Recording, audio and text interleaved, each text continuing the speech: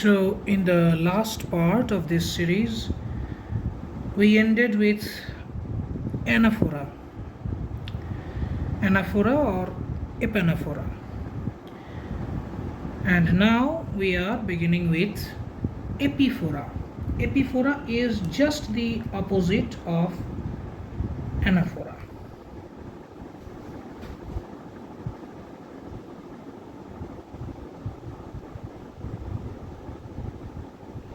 Epiphora, or this is another name, epistrophe. Now this epiphora, anaphora, these names are confusing. Also epistrophe, you may get confused with epistrophe and apostrophe, the names being so similar, so close. So be careful about that. They are completely different things. Now epiphora is, as I have already mentioned, the exact opposite of anaphora. That is, in epiphora the repetition happens at the end of the clauses, like wit is dangerous,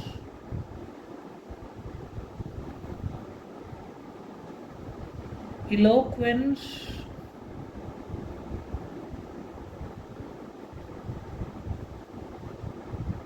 is dangerous,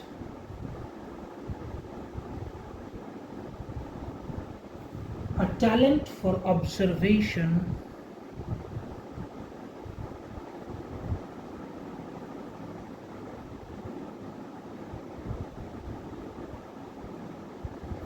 is dangerous,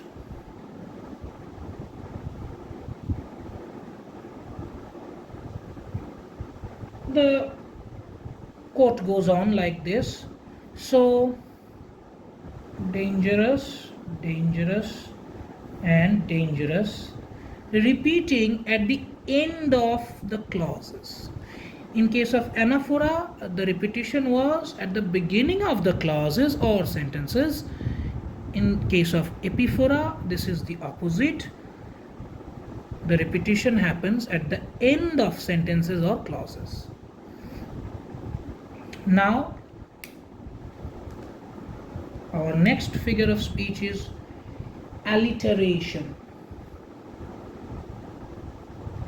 This is a tricky one. This is a tricky one. I should have gone with, consonants first. Consonants is easy. Alliteration is when a consonant sound is repeating, but that consonant sound is always at the beginning of stressful syllables of the words. Not only the beginning of the words, beginning of the stressful syllables of the words. So you have to look very carefully that if a consonant sound is repeating, is it just a consonant sound repeating, or is it, the positions of the repeating consonant sounds are always at the beginning of stressful syllables of the words, like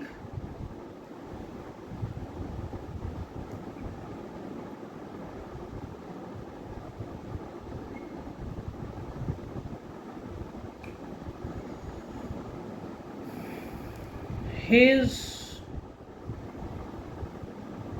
flashing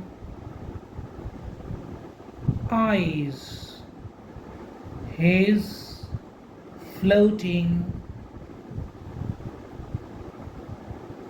hair.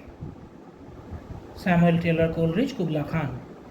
Now if you look at FL sound, that is, flashing FL sound and floating FL sound, beginning Not only the beginning of the word, but beginning of the stressful syllable, because in the word flashing there are two syllables, flash and ing.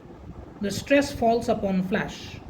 In the word floating, the syllable, there are two syllables, float and ing, and the stress falls upon float. So at the beginning of that syllable, float, there is this FL sound at the beginning of that syllable.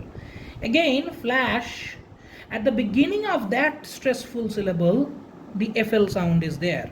So beginning of the stressful syllable, not beginning of words. Then it is alliteration, if such repetition of consonant sound is happening. On the other hand, consonance is pretty simple. Consonance is like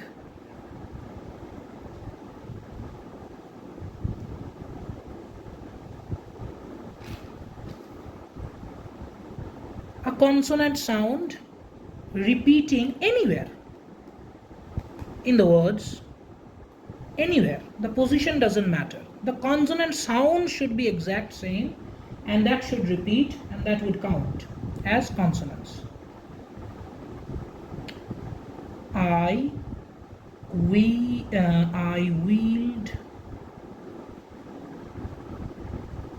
the flail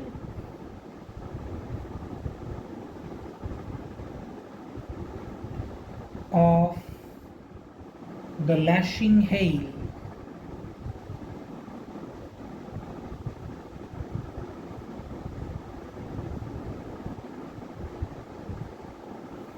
Okay, so here L sound in wield, flail twice, lashing, hail. So beginning, ending twice, beginning and ending. In the middle, L sound is repeating anywhere. It doesn't matter where it is positioned. The L sound is repeating. L is a consonant sound, and that is repeating, so it's a consonance.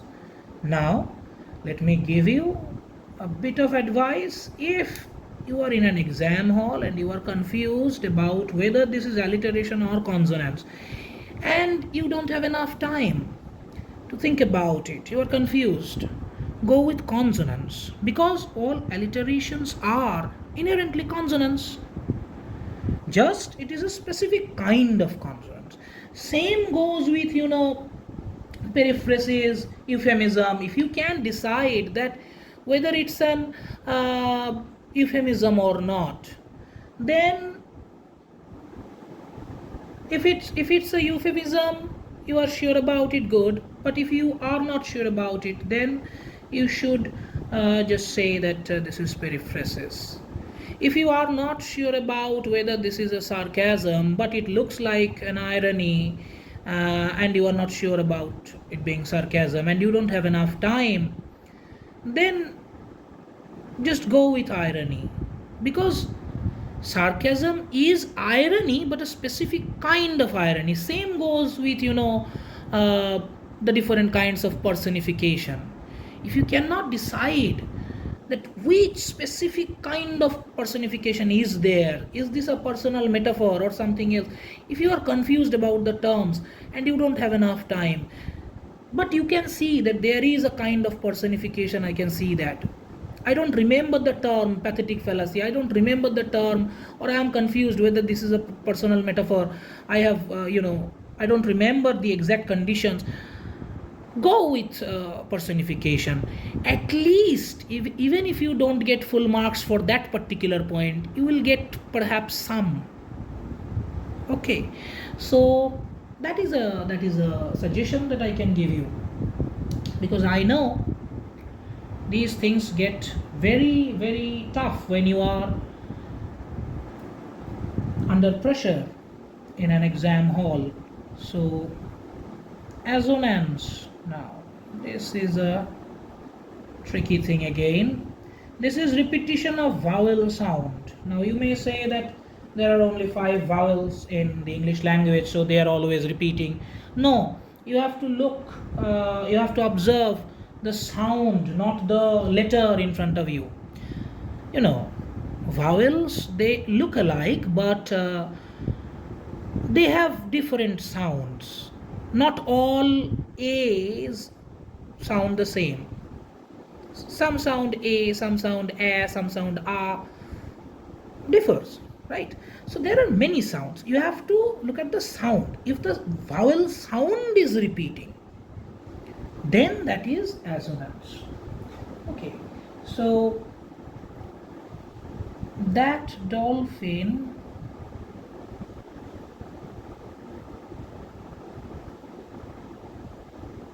torn, that dolphin torn, that gong tormented,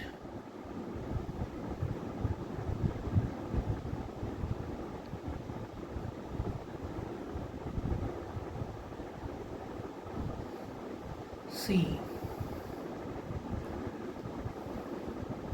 So dolphin torn, gong tormented.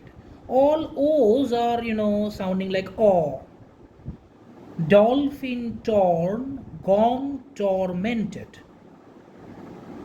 Sometimes O's sound as A. This is not like that. This is not like O, do, to, no. This or even two. This is not like dolphin. This is not like dolphin torn. No. This is dolphin torn, gone tormented sea. So all sounds are like our Bengali O. Okay. Vowel sound repeating. Same vowel sound. That is assonance. Don't look at the letter, look at the sound. Okay. Now, paranomasia or pun.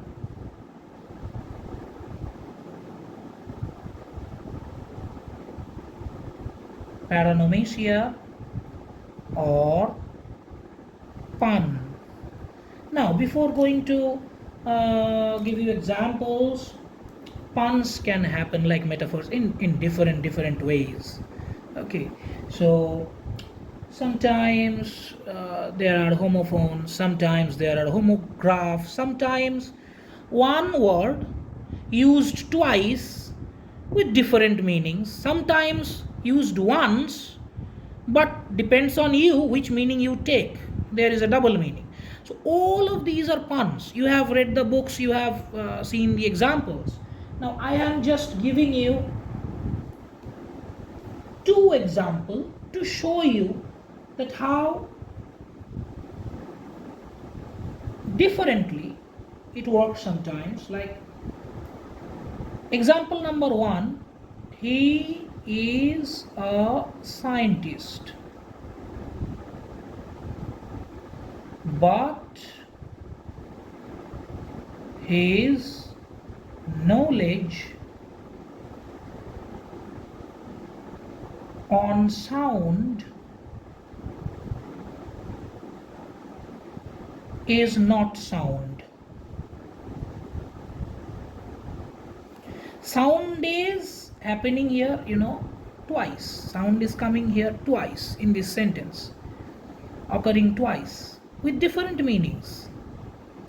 This means magnitude of his knowledge, and this means just sound that you hear, knowledge on sound.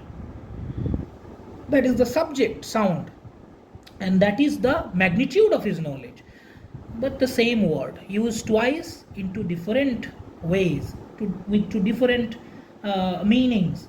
Now the second one also here, just the second example, that is, if a woman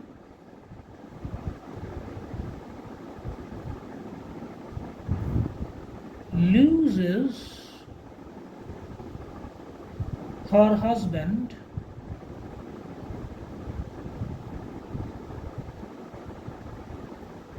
she pines for a second. Now here, second, the word second is used only once, but it depends how you read it. You can have two different meanings. Pines for a second may literally mean that pines for a short time. Pines for a second may also mean that second husband. Okay, so pun is always funny, it's wordplay, it's just generates fun with homographs and homophones. Words that look alike mean different, but sometimes sound alike but mean different, look different. So all these things are used, word plays are used in pun. Okay. Onomatopoeia.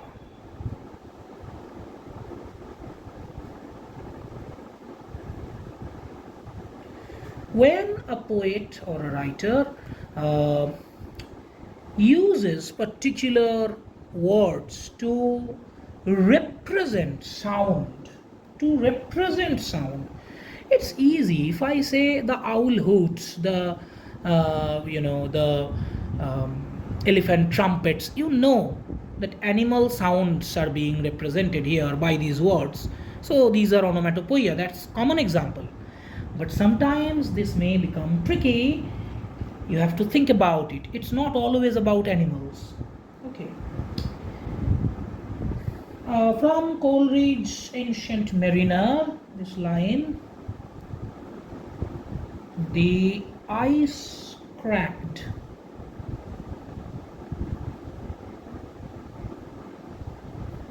and growled,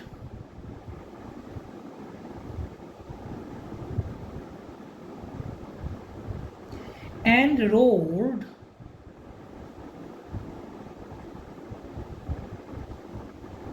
and howled.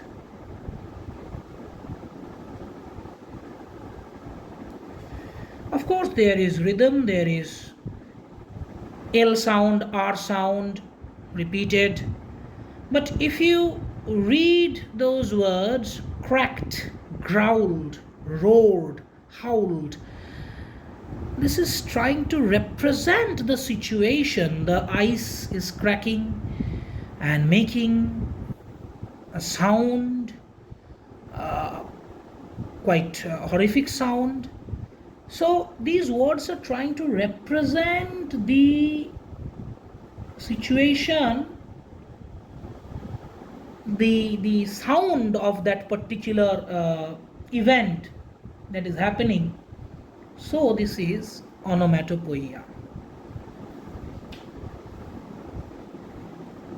Now we are coming to tautology.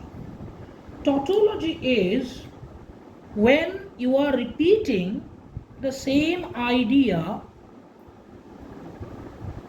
with similar words, synonymous almost. Tautology.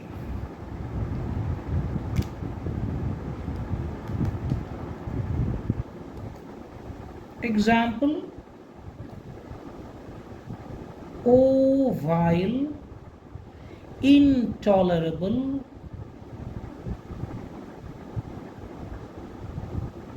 not to be endured.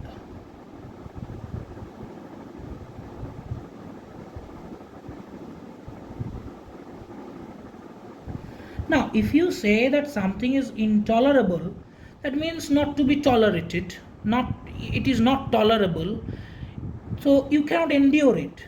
So not to be endured, same thing, just different words, but the idea is same. Intolerable and not to be endured, they both mean the same thing. So repeating ideas but with different words. Now there is another thing which is pretty confusing, that is pleonasm. Very, very confusing with tautology. I'm not sure if I can make you understand this. This is very, very tricky. Pleonasm. Pleonasm is when you are using words. In case of tautology, you are using words repeating the same idea to emphasize a point intentionally. But in case of pleonasm, you are actually uh, unconsciously, unintentionally, you are repeating a, a same idea more than once. You are using unnecessary words. You don't know that you are using it unnecessarily. You are just making a mistake.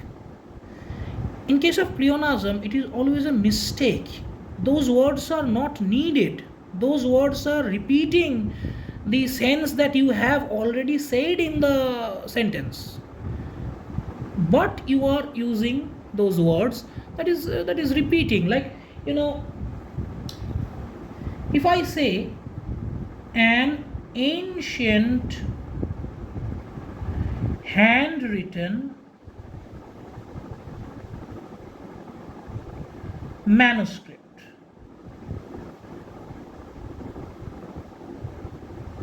Stop. Just this. An ancient handwritten manuscript. I am not emphasizing anything, but manuscript means that it is handwritten.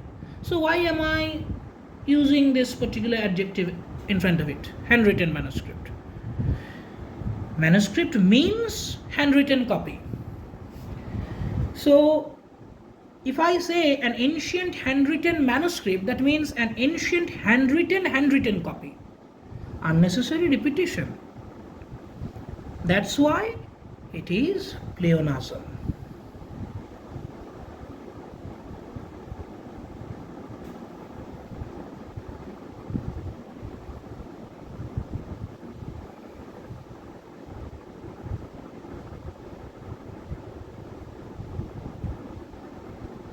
Like, if I say, if you are confused about the two, I can give you another example. I am not writing it, I am just saying it. That if I say that she looked at it and saw it, I am emphasizing. She looked at it and saw it. That's the feeling. I am generating thrill. Although I am repeating the idea of looking and seeing. The same thing. She looked at it, so of course she will see it. That's the meaning of looking at something. But I am just emphasizing. She looked at it and saw it. I am just trying to sustain the thrill.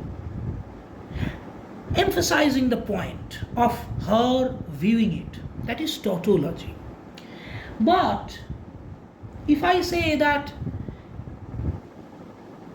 she saw it with her eyes, of course, if I say she saw it, that means, of course, I see with my eyes. There is no other way of seeing for myself. But if I say she saw it with her eyes, that means I am repeating the idea. She saw it and saw it with her eyes. Of course, somebody who sees something with their own eyes. So I am not emphasizing any point. I should have just said she saw it herself, emphasizing, if I had to emphasize. Done. That is pleonasm. Okay. Now moving towards the next one, that is prolepsis. Prolepsis is when the writer is writing something in a way that it is past, but the sentence itself exposes the fact that it is not past, it is actually coming in future. Like, for example, so The brothers, so the two brothers and their murdered man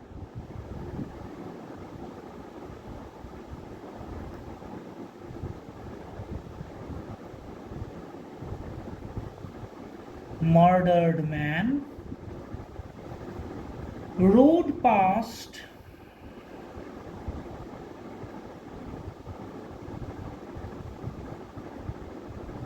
fair Florence.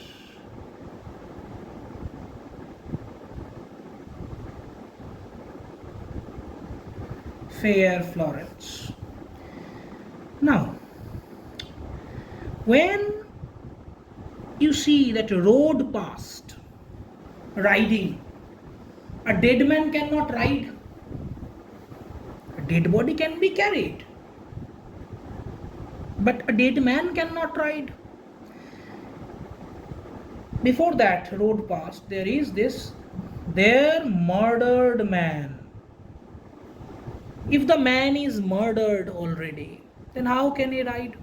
How could he ride? This is written in past tense. The murdered man rode past. The man was actually not murdered already. He was not murdered. He was going to be murdered. The poet Keats is here foreshadowing the future event, that the man who is to be murdered is riding. Okay, so the sentence structure is in the past, but it says something that was to happen in future, did not happen already. Okay, that is prolepsis. On the other hand, a very confusing again term. In terms of name, it is confusing because prolepsis and the next is paralepsis. Paralepsis. Okay. I think paralepsis. Just a second. I think it is, the spelling is paralepsis. Yes. Paralepsis. I was writing correct at first. Paralepsis. Okay. Or this has another name. Apophasis.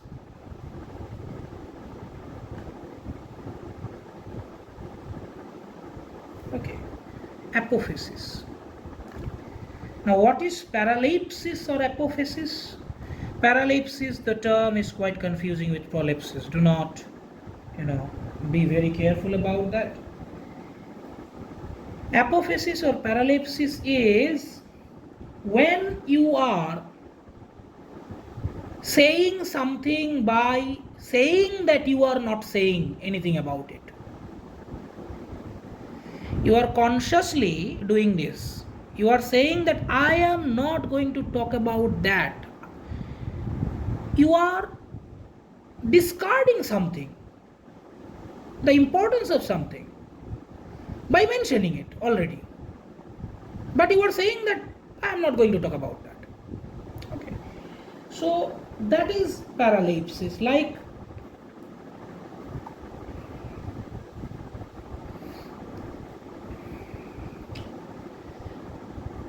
I will not even mention the fact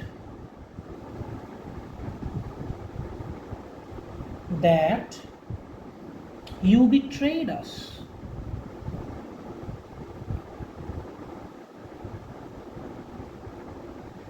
So you are acting like you are not giving importance to the fact of betrayal. You are acting like I am not considering this fact yet. I am letting it go. But are you letting it go?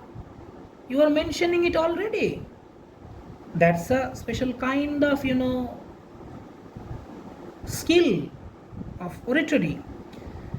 That's why it's called apophasis. So I will not even mention the fact that when you are saying that, I will not even mention the fact that, then you are mentioning the fact itself. So you are using apophasis. Next one, catachresis.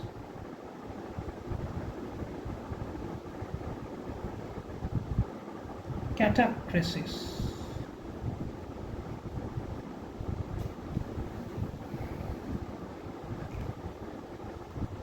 Catachresis is, do not confuse it with malapropism. Malapropism is different, that you read in philology, I suppose. Malapropism is when you are trying to say something but saying something else which is quite similar to the thing you wanted to say. I mean, in regards of sound, in terms of sound. Suppose you are trying to say that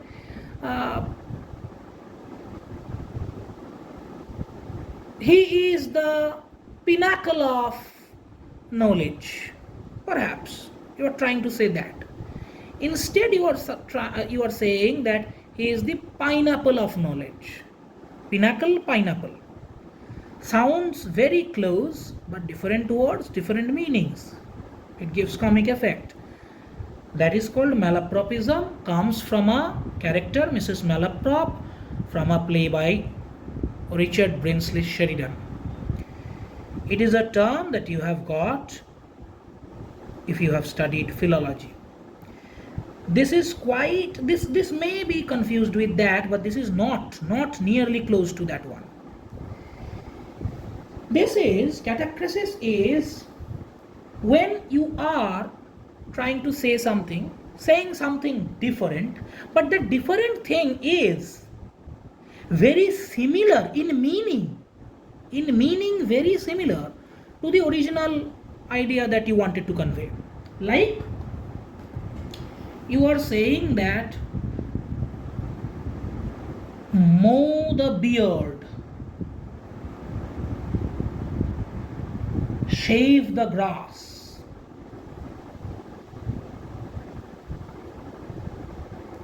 Now, anybody listening to you would understand what you are trying to mean. But mow, the verb mow is used here, should be used here. Mow the grass. And the verb shave should be used here. Shave the beard. If, forget this part, if anyone says mow the beard, mowing means cutting something, The same thing goes with the grass. Shaving means also the same thing. The inherent sense is same. But we don't use the word mow in case of beard. We don't use the word shave in case of grass. Right? So if you are using such wrong words with pretty similar meanings, that is catachresis. You are not using the exact correct word. You are getting close. But the meaning is similar. Anyone can understand what you are trying to say. But you are not, perfect. That's it. Like, we talk in English when we make the mistakes. We are going close but never coming to perfection. That kind of thing, Mow the beard, shave the grass, pin the planks,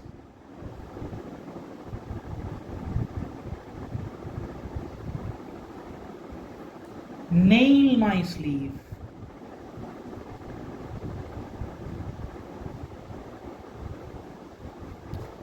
Okay. Next one is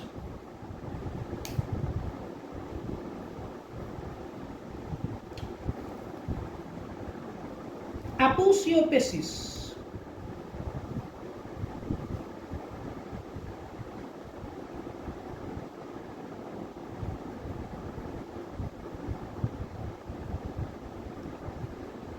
Aposiopesis. And this is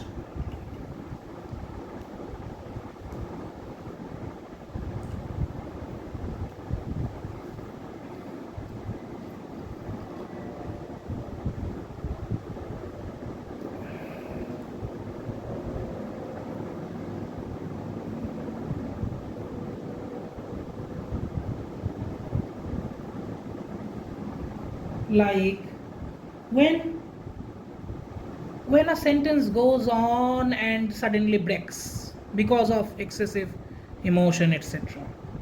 When this happens, uh, it's quite common, and sometimes you can see, while reading Emily Dickinson's poems, you can see that she uses always, most of the time, she uses broken sentences. Of course, broken sentences all over her poetry, but sometimes when it gets emotional, that emotion coming out and suddenly stops, suddenly a break, a dash, that is aposiopesis. But I am giving another example, like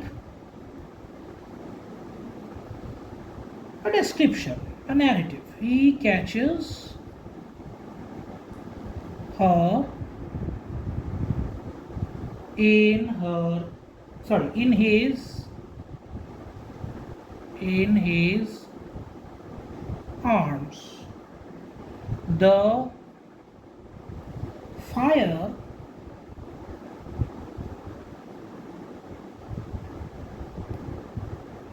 surrounds them while there is a beginning, but it cannot go on, dash. I cannot go on, again dash. So there is a break, the sentence remains incomplete and there is a break. So when such things happen, this is aposiopesis. Because of overflowing emotions, these things may happen.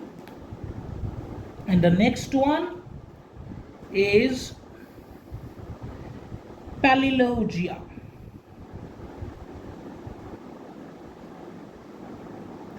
or this has another name, epizeuxis.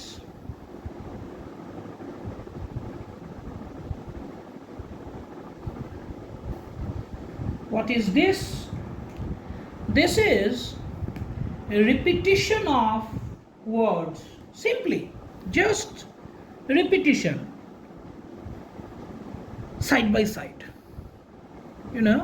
like Keats's lines from Grecian Urn. Ah, happy, happy bows. Then it goes on and he says, more happy love, more happy love. This is emotion coming out, overflowing emotion, and that's why this repetition occurs. And when such thing happens, happy, again happy. So this kind of simple repetition of exact words anywhere, it doesn't matter beginning, ending, anywhere, just side by side, it just happens, then it is called palilogia or epizeuxis. Okay, so these are not all the things I have perhaps mentioned, like 53 figures of speech up until now, but there are things like, I'm just mentioning some so that you can like ornamental epithet.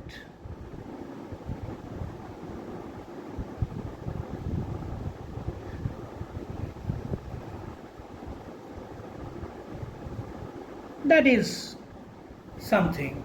Then anadiplosis.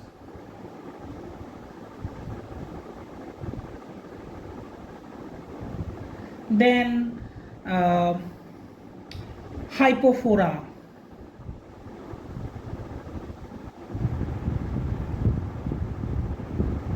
Then anacoluthan.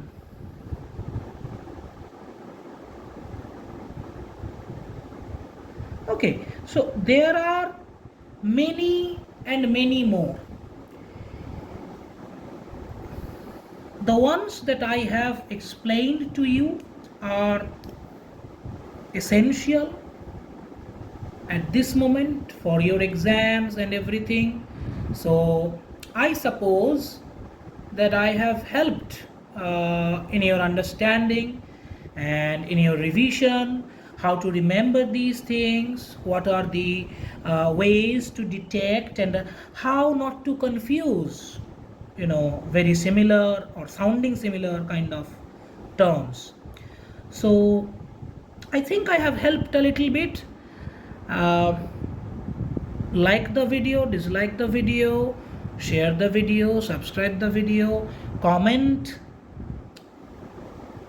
That's all I ask. So thank you. And one more thing, if anybody, I don't know if anybody is interested, I don't know, sometimes people are interested. If you are interested, then the pens that I have used and the inks that I have used, this is Pelikan 205 M205. Ink used in it was Pelikan dark green, Pelikan 4001 dark green. This pen that I used with the pink ink is Pilot Metropolitan medium nib, and the ink used is Iroshizuku Tsutsuji. And the last one that I used here, it's perhaps the most favorite and most powerful pen that I have. It has the most delicate features. That is Pilot E95S or Elite extra fine nib, and the ink is Waterman Violet, tender purple.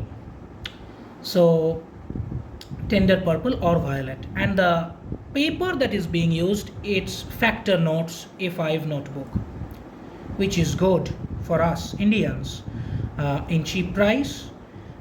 It is good for fountain pens. Okay, so all that being said, like, share and subscribe. Stay tuned for new contents. Thank you.